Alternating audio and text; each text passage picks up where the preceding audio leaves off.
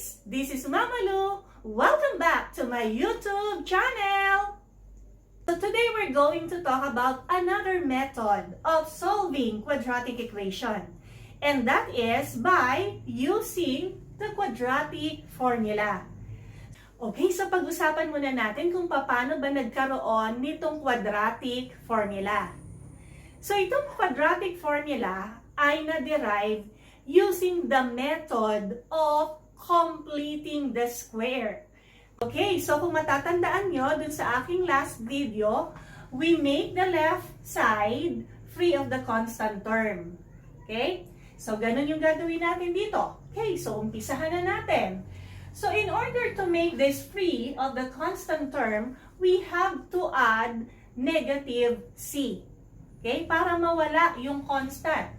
So we have ax squared plus bx plus c plus negative c.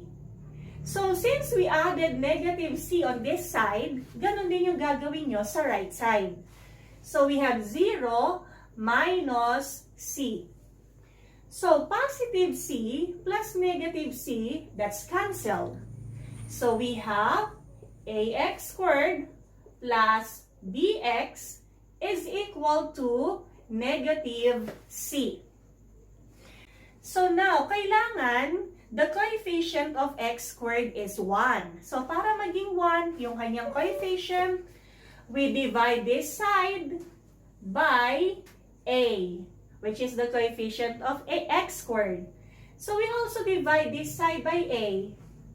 So we have ax squared divided by a is x squared plus bx divided by a is b over a x equal to negative c over a. Okay, now we have to make this a perfect square trinomial.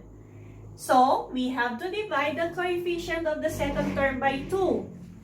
So that is b over a, no? So pag dinivide natin yon, b over a divided by 2, that is equal to b over a times the reciprocal of your divisor. So times 1/2. So b times 1 is b, then a times 2 is 2a. Okay? And now we have to square this. So we have b squared over 2a quantity squared is 4a squared. So i-add natin dito plus b squared over 4a squared. So same with the right side. We have to add b squared over 4a squared. Now, okay, so this is now a perfect square trinomial. So i-factor natin yan. So the square root of the first term is x plus the square root of the last term is b over square root niyan, that is 2a. Alright, now, let's look at the right side. You have your negative c over a plus b squared over 4a squared. Okay, so magkaiba yung denominator, so we have to get the LCD. What is the LCD? Alright, the LCD is 4a squared. 4a squared divided by a, that is 4a, times negative c, that is negative 4ac, plus 4a squared divided by 4a squared is 1, times b squared is b squared. Okay? Or pwede natin siyang isulat as b squared minus 4ac. No? Unahin natin yung merong mataas na exponent. So, b squared minus 4ac all over 4a squared. And this side is x plus b over 2a quantity squared. Now, dun sa completing the square, we use the square root property. Okay? So, get the square root of both sides. Okay, so canceling the square root and the squared, so we have x plus b over 2a. And now, the right side becomes, okay, kukuhanin natin yung square root ng numerator, b squared minus 4ac over the square root of 4a squared. Okay, so we have x plus b over 2a is equal to, okay, there's no square root of this one, no? So, we have positive, negative, square root of b squared minus 4ac all over square root of 4a squared. Alright, that is 2a. Now, okay, so we have to isolate here on this side. So we add negative b over 2a. Same here, we are going to add negative b over 2a. So x plus b over 2a plus negative b over 2a is equal to negative b over 2a plus minus square root of b squared minus 4ac all over 2a. Okay, b over 2a, negative b over 2a, cancelled. So we have x is equal to, okay, so the same denominators. So 2a, then negative b plus minus square root of b squared minus 4ac. So finally, yung na-derive natin na yan is the quadratic formula. Okay? Nag-derive pa lang tayo ng quadratic formula. So, we now have the application of this formula. Okay, so let us use the quadratic formula in solving for x in the equation x squared plus 9x plus 14 equals 0. First, i-identify natin muna from this equation kung alin ang x, alin ang b, at alin ang c. Okay, so this is in the standard form. Ax squared plus bx plus c equals 0. So our a here is the coefficient of x squared. So we have a equals 1. Then bx. So b is the coefficient of x. Sorry, b is equal to 9. Then c is equal to 14. Okay? So we have the values of a, b, and c. Now, using the formula, x is equal to negative b plus minus square root of b squared minus 4ac all over 2a. So we have negative b. Your b is 9. So negative 9 plus minus, we have the square root of b squared. So square root of 9 squared minus 4 times a. Your a is 1. So times 1 times c, which is 14. Over, all over, 2 times a. Your a is 1. So we have negative 9 plus minus the square root of 9 squared is 81. So 81 minus 4 times 1 times 14. So that is 56. Over 2 times 1 is 2. So x is equal to negative 9 plus minus 81 minus 56 is 25 over all over 2. So x is equal to negative 9 plus minus. What is the square root of 25? Okay, 5 all over 2. So x is equal to negative 9 plus 5 is negative 4 over 2. or that is equal to negative 2. Another value of x is equal to negative 9 minus 5, that is negative 14 over 2 or negative 7. So these are the values of x, or these are the solutions of the given quadratic equation.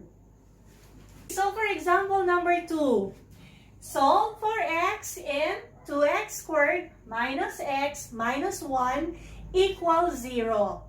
So using this quadratic formula. Again, the given here is in the standard form. So this is in the form of ax squared plus bx plus c equals 0. Okay? So our a here is 2.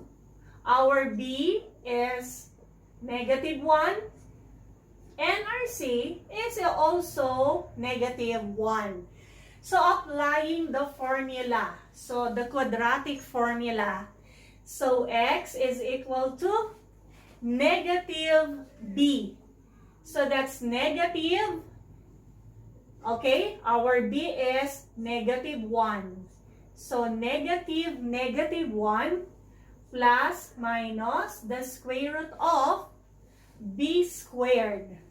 So negative 1 quantity squared minus 4 times a, alright, a is 2, times c, which is negative 1, all over 2 times a. Alright, so 2 times 2. So x is equal to negative 1 is positive 1, plus minus the square root of negative 1 quantity squared is positive 1, minus 4 times 2 is 8, times negative 1 is negative 8. So 1 minus negative 8, that is positive 8. All over 2 times 2 is 4. Okay? So we have 1 plus minus square root of 1 plus 8 is 9 over 4. So therefore, we have x is equal to 1 plus minus square root of 9. Square root of 9 is 3. So 1 plus minus 3 over 4. So meron tayong dalawang values ng x. 1 plus 3 is 4. 4 over 4 is 1. And the other one is 1 minus 3 is negative 2 over 4 or negative 1 half. So these are the values of x. Positive 1 and negative 1 half. Okay, example number 3. We have solve the equation 3x plus 18 equals x squared. Yan. Ang problema, this is not written in the standard form. So we have to write this in the form of ax squared plus bx plus c equals 0. Obviously, the right side should be equal to 0, but it is not. So, okay, so in order to make this side equal to 0, we have to subtract x squared here.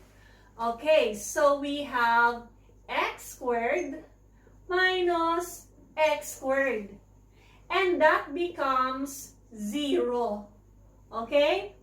Now, if you subtracted x squared here, you have to do that also on the left side. So we have negative x squared plus 3x plus 18. Okay? Now, we transfer this. We put this down. So we have negative x squared plus 3x plus 18 equals 0. This is already in the standard form. Okay? So, your A is equal to the coefficient of your x squared. And that is negative 1. Your B is 3. And your C is 18. Okay, so ayan na. Yung gagamitin natin sa formula. So, applying the formula, we have x equals negative b. So, our b is 3. So, we have negative 3 plus minus the square root of. We have b squared here. So, 3 squared minus 4 times a. Your a is negative 1. Times c. Your c is 18. Okay? All over 2 times a. So, 2 times negative 1. So, here you have negative 3 plus minus the square root of, what is 3 squared? Equal to? Okay, that's equal to 9. Minus 4 times negative 1 is negative 4 times 18. So, 18 times 4, we have 2, carry 3, that is 72. So, this is negative 72. And that is negative, negative. So, therefore, that is plus. Over 2 times negative 1 is negative 2. So, we have x is equal to negative 3 plus minus, what is 9 plus 72? Okay, 9 plus 72 is 81. So, the square root of 81 all over negative 2. So, we have x is equal to negative 3 plus minus, the square root of 81 is 9. Okay. Plus minus 9 over negative 2. So, meron tayong dalawang values ng x. X equals negative 3 plus 9, which is 6, divided by negative 2, which is negative 3. Another one. X is equal to negative 3 minus 9 is negative 12. Divided by negative 2, that is positive 6. So, we have negative 3 and positive 6 as values of x. Okay, so for our fourth and last example, solve the equation x squared is equal to 4x minus 1. Okay, obviously, this is not in the form of ax squared plus bx plus c equals 0. The right side should be equal to 0. So, in order for this to be equal to 0, you have to subtract 4x and add positive 1 on the right side. So, same with the left side. So, therefore, we have x squared minus 4x plus 1 equals 0. No? Subtracting 4x here on this side, and then adding positive 1 on this side will give you 0. So, you have also to subtract 4x on this side, then add 1 here. Alright? So, this is now our standard form. Now, looking for our a here. So, a equals 1. Our b is negative 4. And our c is 1. Correct, no? So, using that formula again, itong ating magic formula, no? Na nagpapahikle, nagpapadali sa lahat ng bagay. So, we have negative b. Our b is negative 4. So negative 4. Plus minus the square root of b squared. So negative 4 quantity squared minus 4 times a. Our a is 1. 4 times 1 times c. Our c is 1. Okay? All over 2 times a. A is 1. So we have x equals negative 4 is positive 4 plus minus the square root of negative 4 quantity squared is 16 minus 4 times 1 times 1, so that is 4 over 2 times 1 is 2. So x is equal to 4 plus minus square root of 16 minus 4 is 12 over 2. So, ayan. So, we have here, x is equal to 4. Ano kaya yung square root ng 12? Okay? So, tingnan natin. 12 is not a perfect square. So, in order to get that, no, without using a calculator, so, 12. Let us factor 12, no? Let us express 12 as a product of prime factors. Okay? So, 12 is divisible by a prime number, which is 2. So, 12 divided by 2 is 6. Now, another prime number that can divide 6 is 2. 6 divided by 2 is 3. And 3 is already a prime number. So, we use 3 here. So, we have 1. So, therefore, the prime factors of 12 are 2 squared. Because we have 2 times 2 is 2 squared. Times 3. Now, we will get the square root of that. So, what is the square root of 2 squared?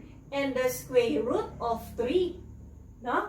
The square root of 2 squared, canceling the symbol and the squared here, we have 2. Then, walang square root ang 3. So, we have square root of 3. So, therefore, the square root of 12 here ay positive, negative, 2 square root of 3 all over 2. Now, you will see that you have 4 plus minus 2 square root of 3. Merong common dyan. May common factor sa dalawang yan. And the common factor is 2. So, ilabas natin ang 2. 4 divided by 2 is 2 plus minus 2 square root of 3 divided by 2 is square root of 3 all over 2. Okay? Now, 2 and 2 here can be canceled. This is 1, 1. So, therefore, x is equal to 2 plus square root of 3 and another x, another value, 2 minus square root of 3. Alright? So, these are the solutions.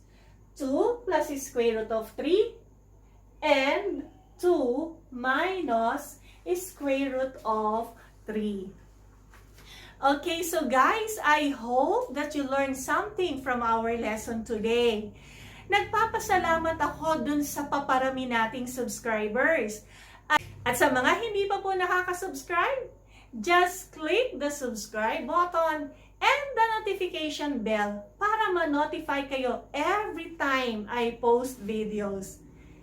Okay, so bye guys!